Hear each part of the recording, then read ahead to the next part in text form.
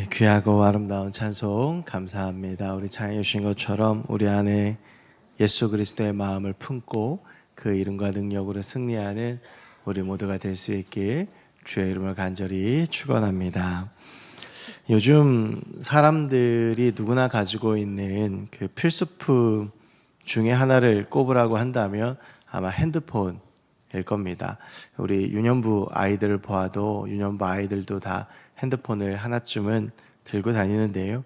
그래서 이제 그런 모습들을 보고 저도 이제 살면서 핸드폰을 쓰면서 이거 없었을 때 어떻게 살았을까 이런 생각이 들곤 합니다. 그런데 우리가 이제 휴대폰의 기능은 점점 좋아지는데 근데 그 기능을 완전하게 다 이용을 하지는 못하지요. 그 핸드폰 기능 중에 그 단축 번호라는 기능이 있습니다. 오히려 이 단축 번호는 이 핸드폰이 발전하면서 좀 많이 안 쓰는 기능인 것 같은데요. 예전에 이제 좀 투지폰 같은 거 쓸 때는 그 단축 번호에 저장을 해 놓으면 1번을 꾹 누르면 1번에 저장된 번호로 이제 전화가 가니까 참 편리하게 썼던 기억이 있는데 워낙 이제 스마트폰은 이제 그 검색이 편하니까 단축 번호를 잘 안 쓰게 되는 것 같습니다. 그래서 저도 이제 예전에는 단축 번호를 참 많이 썼었는데 근데 단축 번호를 쓰게 되면 항상 한 가지 중요한 문제에 맞닥뜨리게 됩니다. 그건 다름이 아니라 누구를 1번으로 할 것인가의 문제입니다. 그래서 이제 누구를 1번으로 하는지를 가지고 연인들끼리나 이렇게 다투고 싸웠던 경험들도 아마 한 번쯤은 있으시리라고 생각을 합니다.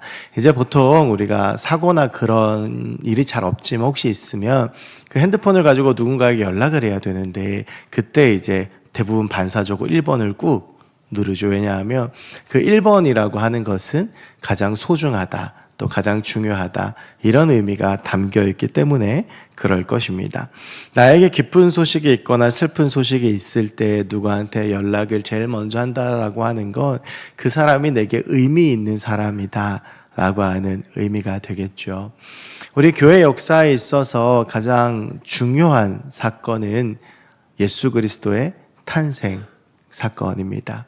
그리고 오늘 본문은 그 예수 그리스도의 탄생 사건이 가장 먼저 전하여진 사람들에 대해서 이야기를 하고 있는데 그 사람들이 목자들입니다.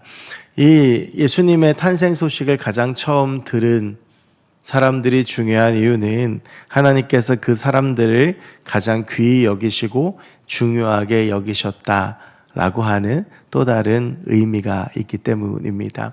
그래서 오늘 이제 이 대림절 두 번째 주일 예수님이 필요한 사람들에 대한 두 번째 설교 시간으로 이 목자들에 대한 이야기들을 좀 나누어 보려고 합니다. 이 누가복음은 다른 어떤 복음서보다도 예수님의 탄생, 특별히 예수님이 탄생 전까지 있었던 일들에 대해서 매우 풍성하게 다루고 있습니다. 누가복음 1장은 80절로 되어져 있는데요. 이제 누가복음 2장에 예수님의 직접적인 출생 장면이 나오게 되고 그 전에는 1장에는 예수님의 탄생에 대한 예고 그리고 또 이 마리아와 사가랴의 만남 그 가운데 있었던 마리아와 사가랴의 찬양 이런 것들이 나오게 되면서 예수님과 세례 요한이 친척 관계였다라고 하는 것도 알 수 있게 되고 예수님과 세례 요한의 탄생에 대한 장면들도 좀 생각해 볼 수 있게 됩니다. 이렇게 풍성한 내용을 보면 누가가 예수님의 탄생을 기록하는 데 있어서 참 진심이었다라고 하는 생각이 들지만 그런데 그런 생각을 가지고 누가복음 2장을 보면 좀 의외인 장면을 하나 만나게 됩니다. 예수님이 탄생하시기 전까지는요 무려 80절에 가까운 분량을 써서 누가가 예수님의 탄생 배경에 대해서 아주 상세하게 기록을 하고 있는데 누가복음 2장 1절부터 7절까지를 보면 실제로 예수님이 탄생하시는 장면은 아주 짧게 기록되어져 있습니다. 예수님의 탄생에 대한 직접적인 언급은 7절 한 절에만 나오게 됩니다. 그러고 나서 오히려 누가는 예수님의 탄생 이후에 그 소식이 처음 전하여진 사건에 더 주목하고 있습니다. 오늘 말씀 8절을 보면 이런 말씀이 있습니다. 그 지역에 목자들이 밤에 밖에서 자기 양떼를 지키더니 여러분, 목자는 우리가 잘 아는 것처럼 양을 치는 사람들을 의미합니다. 그 당시에 목자라고 하는 직업은 가장 비천하고 천한 직업 중에 하나였습니다. 그런데 단순히 목자가 비천한 직업이다, 천한 직업이다 보다 훨씬 더 입체적인 의미를 가지게 하는 것은 오늘 8절에 나오는 비슷한 발음의 단어, 젊은 사람들이 이걸 라임 맞춘다 그러는데 밤과 박입니다. 이 밤은 시간을 말하는 것이고요, 박은 장소를 말하는 것입니다. 여러분이 밤이라고 하는 시간은요, 사실은 모두가 다 잠에 드는 시간입니다. 밤에 일을 한다라고 하는 것은 일반적인 삶이 아니죠. 밤이 되면 모두가 다 쉬는 것이 일반적인 시간입니다. 한때 젊은 사람들 사이에서 저녁 있는 삶이라는 말이 유행했던 적이 있습니다. 이것은 일의 바쁨을 좀 내려놓고 쉴 수 있는 저녁 시간을 확보하고 싶은 열망 때문에 나왔던 말인데요. 밤은 잠을 자고 지친 몸을 충전해야 하는 시간입니다. 그런데 이 목자들은 지금 밤에 일을 하고 있습니다. 또한 이들이 있는 장소는 밖입니다. 이 밤에는요, 밖이 아니라 보통 안에 있어야 합니다. 우리가 이제 운전을 하다 보면 차가 막히는 시간이 있죠. 보통 출퇴근 시간에 많이 막히고요. 늘 안 막히는 시간은 밤 늦게가 되면 잘 안 막힙니다. 그래서 우리가 명절 때 밤에 이제 보통 출발을 하는 이유들이 그런 것일 텐데요. 밤은 인적이 드물고 차량 통에도 드물고 모두가 다 안에 있는 것이 일반적인 모습이죠. 그러니까 밤에 밖에 있다라고 하는 것은 일반적인 모습이 아니다. 상식적인 삶에서 벗어난 삶이다라고 하는 것이죠. 그래서 이 목자들의 삶은요, 단순히 비천하다라는 것으로 끝나는 것이 아니라 그 당시의 사회에서 얼마나 소외되어 있는지를 보여주는 것입니다. 아무도 눈여겨보지 않고 오히려 사람들이 무시하고 소외시키는 대상들이 목자들이었습니다. 밤과 밖은 그러한 목자들의 처량한 신세를 대변하는 것이죠. 그런데 9절을 보면 그런 이들에게 한 가지 놀라운 사건이 일어납니다. 주의 사자가 곁에 서고 주의 영광이 그들을 두루 비춤에 크게 무서워하더라. 이제 밤에 밖에 있는 목자들에게 주의 사자, 즉 천사가 나타났습니다. 그리고 그 주의 영광의 빛이 그들을 두루 비추는데요. 여러분이 광경이 상상이 되십니까? 고단한 몸을 이끌고 밤에 밖에서 양을 치는 소외되고 처량한 이들, 아마 그들의 대부분은 힘들다고 하면서 신세한탄하거나 어두운 가운데 한숨 쉬고 있었을 가능성이 매우 높습니다. 그런데 그들에게 갑자기 찬란한 빛이 비칩니다. 그 빛이 얼마나 강력했는지 목자들이 크게 무서워하는데요. 여러분, 우리가 어둠에 익숙해져 있을 때 갑자기 강력한 빛이 비추면 무서운 생각이 먼저 들게 됩니다. 지금 목자들의 상황이 그런 상황들이었고요. 어둠에 익숙한 그들에게 갑자기 밝아지는 상황은 굉장히 당황스러운 경험이었을 것입니다. 그렇게 두려워하고 있는 이들에게 이제 주의 천사가 이야기하기 시작합니다. 10절에서 11절인데요. 천사가 이르되 무서워하지 말라. 보라, 내가 온 백성에게 미칠 큰 기쁨의 좋은 소식을 너희에게 전하노라. 오늘 다윗의 동네에 너희를 위하여 구주가 나셨으니 곧 그리스도 주시니라. 아멘. 빛 가운데에서 천사는 예수 그리스도의 탄생 소식을 목자들에게 선언합니다. 예수 그리스도, 그분의 첫 탄생 소식이 전해진 사람들은 목자들입니다.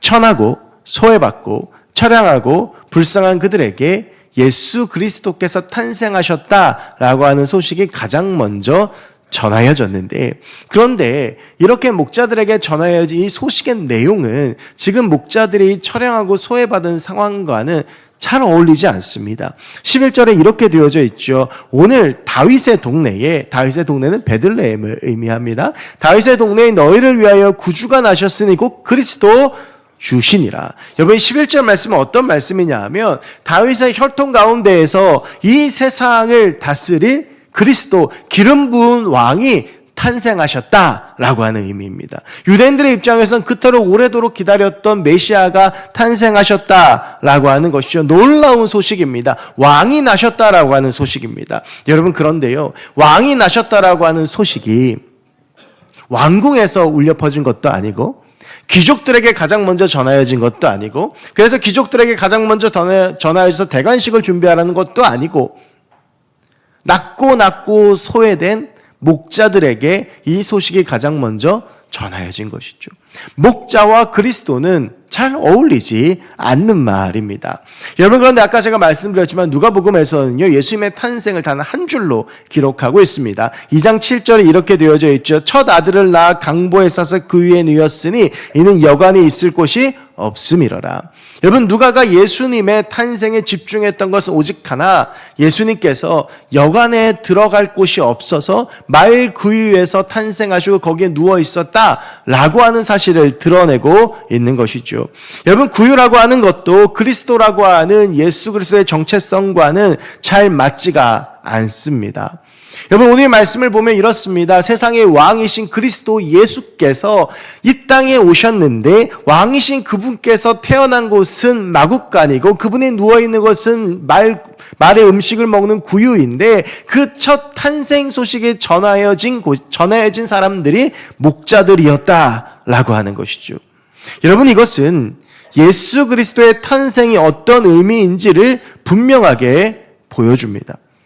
예수님께서는 가장 낮은 모습으로 이 땅에 오셔서 가장 낮고 소외받는 자들에게 그 소식을 처음으로 전하여졌다라고 하는 것입니다. 이것은 예수 탄생에 가진 의미가 무엇인지를 잘 보여주죠. 12절입니다. 너희는 가서 강보에 쌓여 구유에 누워있는 아기를 보리니 이것이 너희에게 표적이니라. 천사는 목자들에게 예수님께로 가라라고 이야기를 합니다. 그리고 그 아이를 볼 것인데 이것이 너에게 표적이 될 것이다 라고 이야기를 하는데 이 표적의 헬라어는 세메이온인데요, 기적입니다.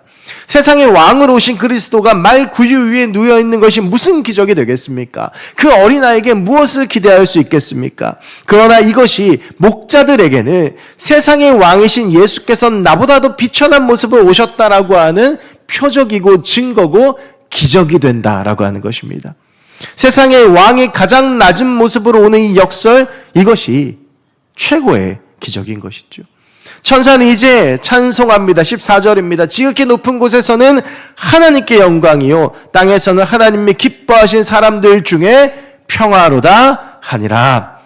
여러분, 예수님의 탄생은요, 지극히 높은 곳에서 하나님께 영광입니다. 천사들이 함께 하나님을 찬양했습니다. 그리고 땅에서는 하나님이 기뻐하신 사람들 중에 평화인데 이 평화가 히브리어로 우리가 잘 아는 샬롬입니다. 하나님께서 주시는 평안이라고 하는 것이죠. 여러분, 그런데 우리가 주목해 볼 것은 이것입니다. 땅에서는 하나님이 기뻐하시는 사람들 중에 평화다라고 하는 것입니다.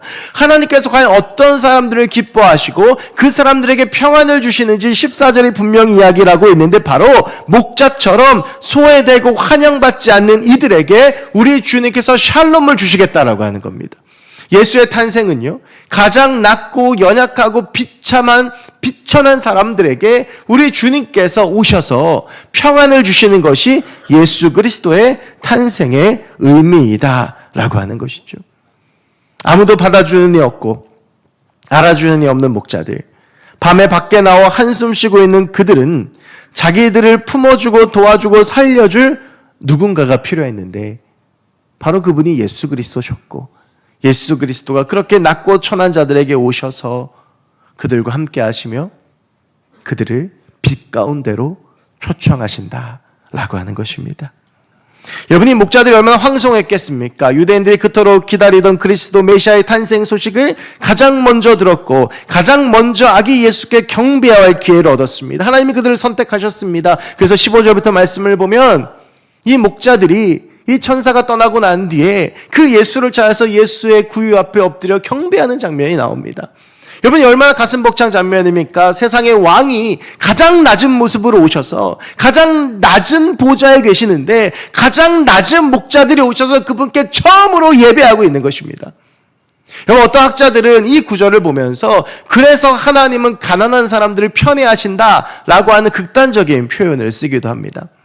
편애라는 것이 결코 좋은 것은 아니지만 예수님께서 사역하셨던 공생의 사역을 보면 어느 정도 납득이 되는 지점도 있습니다. 예수님은 항상 낮은 자, 비천한 자, 소외받은 자, 병든 자, 사람들이 손가락질하는 사람들, 늘 주님은 그들과 함께 하셨고 나는 죄인과 세리들의 친구다라고 말씀하셨습니다. 많은 사람들이 손가락질하고 예수님을 비난했지만 예수님은 그 삶의 길을 결코 놓지 아니하시고 계속해서 삶 가운데 낮은 곳으로 향하셨고 늘 낮은 곳을 바라보셨습니다. 사람들이 주목하지 않는 나병 환자를 바라보셨고, 사람들이 주목하지 않는 38년 된 병자를 바라보셨고, 사람들이 주목하지 않는 중풍병자를 바라보셨고, 그들과 함께 하시며 그들을 고치시며 그들 가운데 빛으로 계셨던 분이 우리 주님이라고 하는 것입니다. 여러분, 그렇다면 이제는 그분을 믿는 우리 그리스도인들을, 우리 교회를 좀 돌아봅시다. 우리가 예수 그리스도 가장 낮은 모습으로 낮은 자들에게 오셔서 낮은 자들의 경배 받으셨던 그 예수 그리스도를 기다리는 대림절을 보내고 있습니다. 여러분, 우리의 삶이 어떠합니까? 여러분, 이 땅에는요 아직 예수가 필요한 사람들이 많이 있습니다. 어제 이제 성탄 트리 점등식이 여기 동상동 그 분성광장에서 있었습니다. 제가 예배인도를 맡아서 그곳에 가서 예배인도 전에 이제 앉아 있었는데요. 그 예배인도 전에 식전 행사가 그 외국 크리스천들이 나와서 자기들의 언어로 찬양을 하는 것이었습니다. 저는 이제 그런 광경을 볼 때마다 마음에 참 감동이 있는데, 이제 뭐 네팔 사람들, 뭐 필리핀 사람들이 와서 찬양하는데 너무 잘하더라고요. 그런데 그 한켠으로 그분들이 얼마나 힘이 들겠습니까?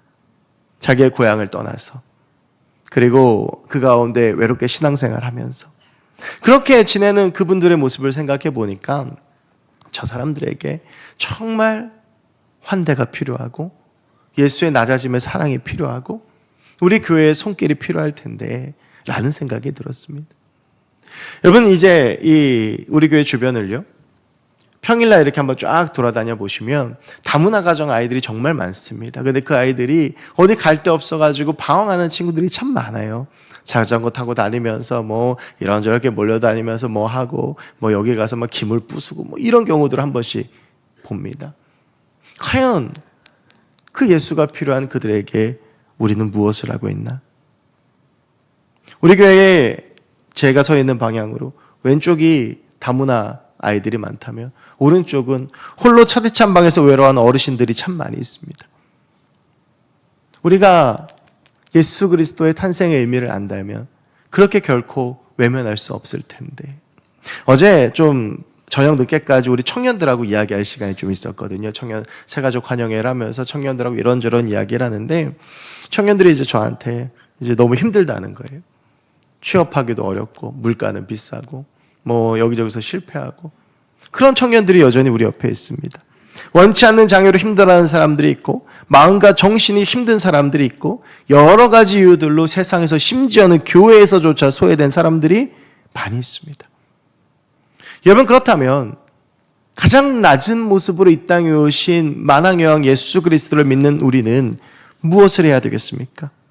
우리는 왕궁에 오셔서 왕자에 앉으신 예수를 믿는 사람들이 아니라 구유에 나셔서 목자들에게 첫 경배를 받으시고 가장 낮은 곳에서 가장 비참한 모습으로 세상의 왕이심을 드러내신 예수를 믿는 사람들입니다. 그렇다면 우리의 삶도 예수를 닮은 삶이 되어야 할 겁니다. 예수님께서 후에요 사역을 하시면서 이 사실을 한 가지 비유를 통해서 분명하게 선언하고 보여주십니다. 그것이 누가복음 10장 25절부터 37절까지 나오는 우리가 너무 잘 알고 있는 선한 사마리아인의 비유입니다.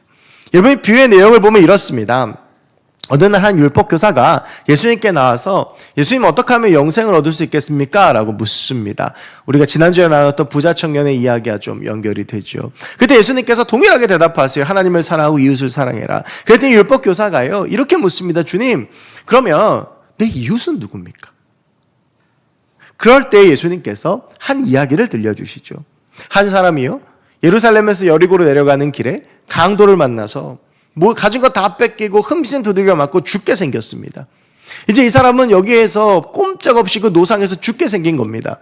그런데 이 사람에게 다행히 그 길을 지나가는 3명의 사람이 있었습니다. 첫 번째 사람은 제사장이었습니다. 제사장은 성전의 모든 제사를 집례하고 주관하는 종교 지도자이죠. 우리로 치면 뭐 교역자라고 라고도 할 수 있겠죠. 여러분, 이제 성경에서 보면 예루살렘으로 올라간다라고 하는 표현이 나오는데, 예루살렘을 올라간다라고 하는 건 예배하러 간다는 뜻이고요. 예루살렘에서 내려간다라고 하는 뜻은 이제 그곳에서 임무를 마치고 돌아간다, 예배 드리고 자기의 처소로 돌아간다라고 하는 것인데요. 지금 이 길이 여리고로 가는 길이잖아요. 여리고는 예루살렘 다음으로 제사장들이 많이 사는 동네였습니다. 이 제사장이요, 아마 이 성전 임무를 마치고 자기 집으로 돌아가는 길이었던 것 같아요. 그런데 이 사람이 그냥 지나갑니다. 두 번째 사람은 레위인입니다. 레위인은 성전에서 봉사하는 사람, 열심히 헌신하고 수고하는 교회 일꾼들을 말합니다. 이 사람도 그냥 지나갑니다. 그런데 마지막으로 세 번째로 지나갔던 사마리아 사람, 유대인들이 사람 취급도 하지 않았던 그 사람이 이 사람을 보더니 들쳐업고 여관으로 가서 치료해주고, 여관 주인에게 이렇게 당부하죠. 이 사람을 정성을 다해서 돌봐주고, 혹시 추가 비용이 들면 내가 돌아오다가 갚아줄 테니 아끼지 말고 이 사람을 돌봐주라. 예수님이 이야기를 하시고 나서 율법교사에게 물으십니다. 이 셋 중 누가 이웃이냐? 이 율법교사는 사마리아 사람을 인간으로도 생각하지 않는 사람인데, 이 이야기 끝에 결국은 진짜 이웃은 사마리아 사람입니다 라고 고백할 수밖에 없었습니다. 여러분, 그런데 우리가 이 이야기를 볼 때에 생기게 된 아주 본질적인 질문이 있습니다. 그것은 이것입니다. 제사장과 레위인들은 왜 그냥 지나갔을까? 사람이 죽어가고 있잖아요. 내가 안 도와주면 죽게 생겼잖아요. 근데 그걸 그냥 지나간다라고 하면, 여러분, 대개는 이런 경우는요, 못 보고 지나가는 경우가 많습니다.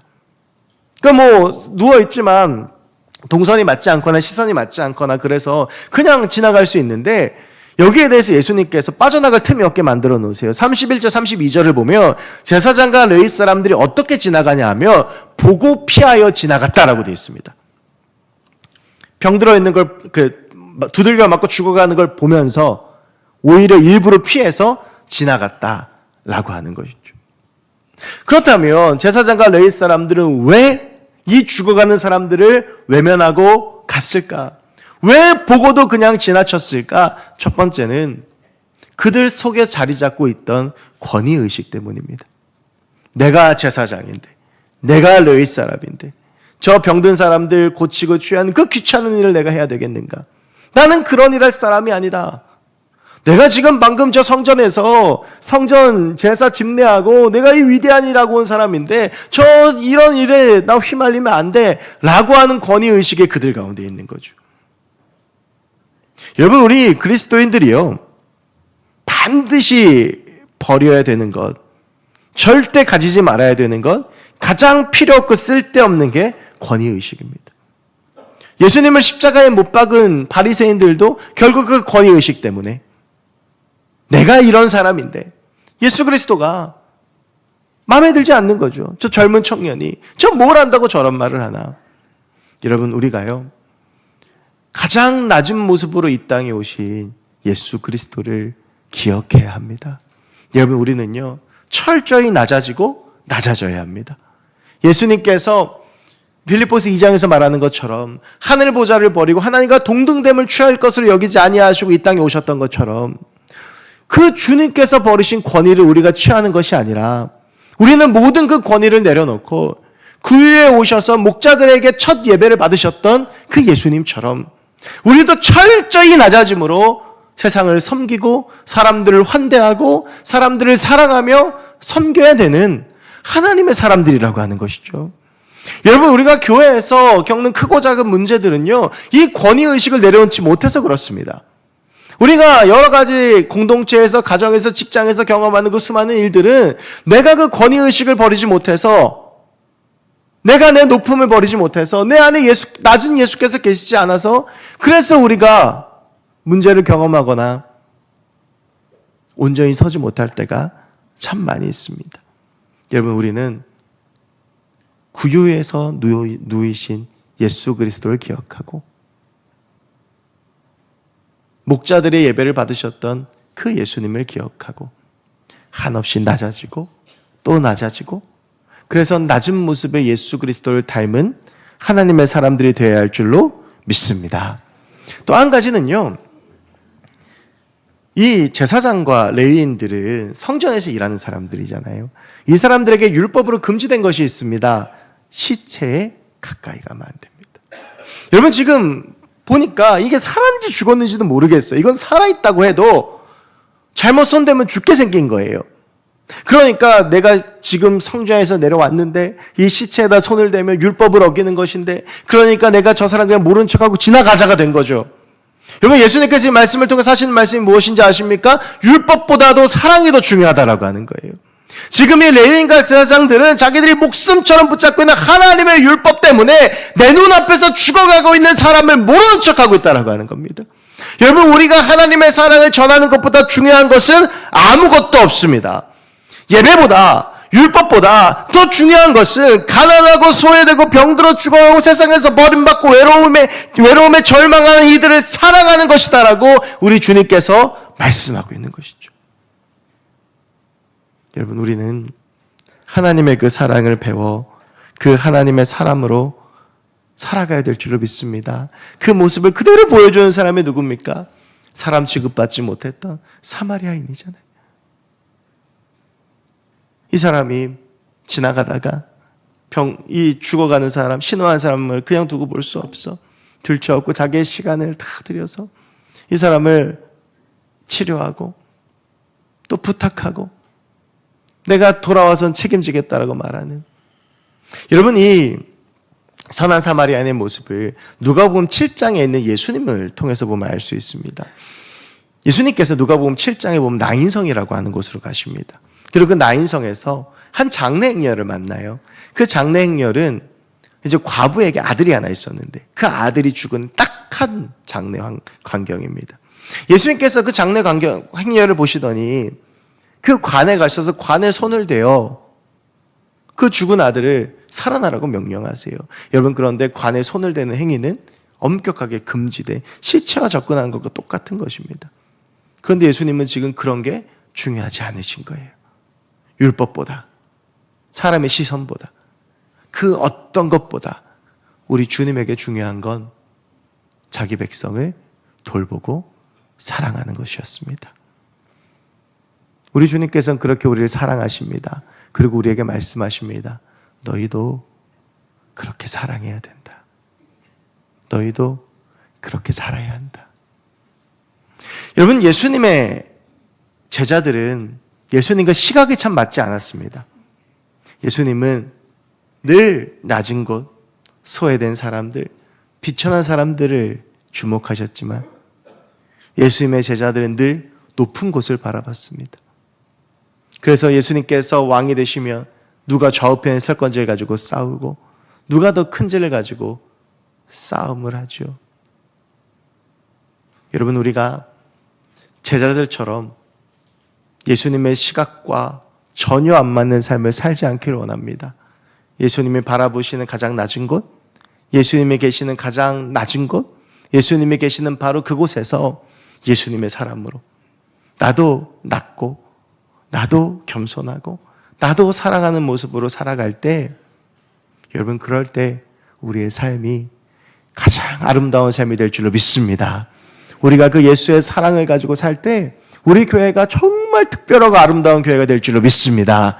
여러분 우리 말구에 오신 예수님, 목자들에게 처음으로 예수 탄생의 소식을 전하여 주셨던 하나님의 그 마음, 그래서 왕궁에서도 아니고 귀족들에게도 아니고 그 낮고 천한 목자들에게 첫 예배를 받으셨던 그 하나님의 마음을 기억하면서 우리도 가장 낮은 곳에 낮은 마음으로 서로 희생하고 품어주고 사랑하고 겸손하고 그 하나님의 마음을 가지고 살아간다면 우리의 삶의 자리가 아름다운 하나님의 나라가 될 줄로 믿습니다. 우리 가운데 하나님의 놀라운 사랑이 온전히 세워질 줄로 믿습니다. 우리 이 대림절 기간 동안 그 낮아짐의 주님을 기억하며 주님의 사랑을 품고 나아가 승리하는 우리 모두가 될 수 있길 주의 이름으로 간절히 축원합니다. 기도하겠습니다. 하나님 감사합니다. 오늘 이 시간 예수님을 보내셨던, 그리고 그 소식을 전하셨던 하나님의 그 마음을 우리가 함께 생각해보고 함께 나누어 봅니다. 주님, 우리도 낮아지게 하시고 겸손하게 하시고 사랑이 풍성한 삶을 살아가도록 주님 도와 주시옵소서. 감사드리며 이 모든 말씀 우리 주 예수 그리스도의 이름으로 기도하옵나이다. 아멘. 우리 이 시간 말씀 기억하시면서 그 하나님의 마음 기억하면서 하나님 아버지의 마음 같이 찬양하겠습니다.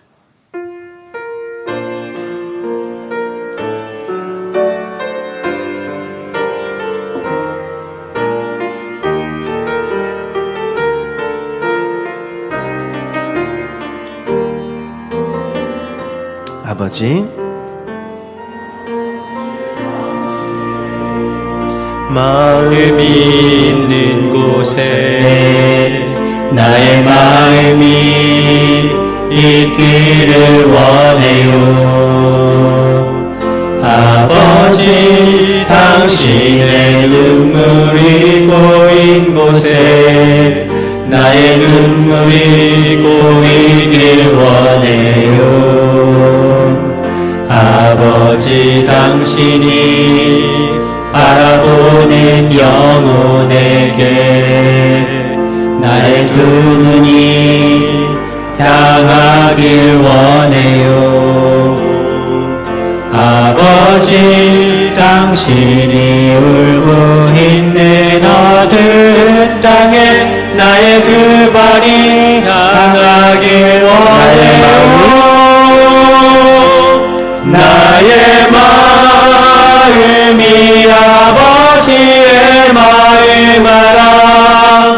내 모든 뜻 아버지의 뜻이 될 수 있기를 나의 온몸이 아버지의 마음 알아. 내 모든 삶 당신의 삶 되기를. 아버지, 당신의 마음이 아버지, 당신의 마음이 있는 곳에 나의 마음이 있기를 원해요. 아버지, 당신의 눈물이 고인 곳에 나의 눈물이 고이길 원해요. 아버지, 당신이 바라보는 아버지, 당신이